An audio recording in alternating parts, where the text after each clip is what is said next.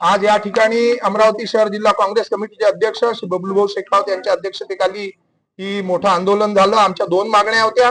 या शहराच्या सफाईमध्ये अत्यंत वाईट पद्धतीने आणि सफाई ठेकेदारांच्या जे रक्षक आहे त्या लोकप्रतिनिधींच्या इशाऱ्याखाली हे ठेके जे काढले याच्यामध्ये मनुष्यबळाचा उल्लेख नाही आहे, त्याच्यामुळे या शहराची सफाई पूर्णपणे कोलमडली आहे।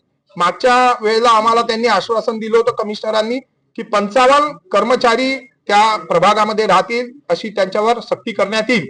त्याची अंमलबजावणी झाली नाही, ती अंमलबजावणी झाली पाहिजे, त्याबाबतचे आदेश निघाले पाहिजेत, अशा प्रकारची आमची मागणी होती।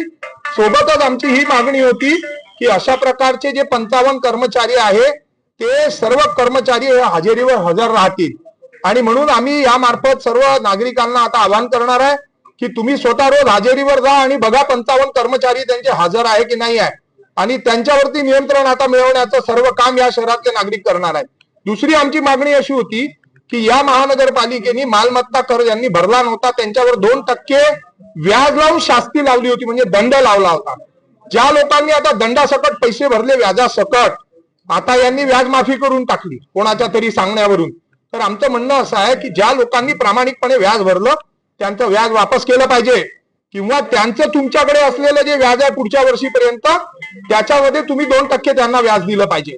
तर त्यावरती माननीय कमिशनरांनी आता आम्हाला असं आश्वासन दिलंय की 2 आठवड्याच्या आत किंवा 2 आठवड्यामध्ये याबाबतचे सर्व कायदेशीर अभ्यास करून तपासून आम्ही आपल्याला याबाबत न्याय देण्याचा प्रयत्न करू।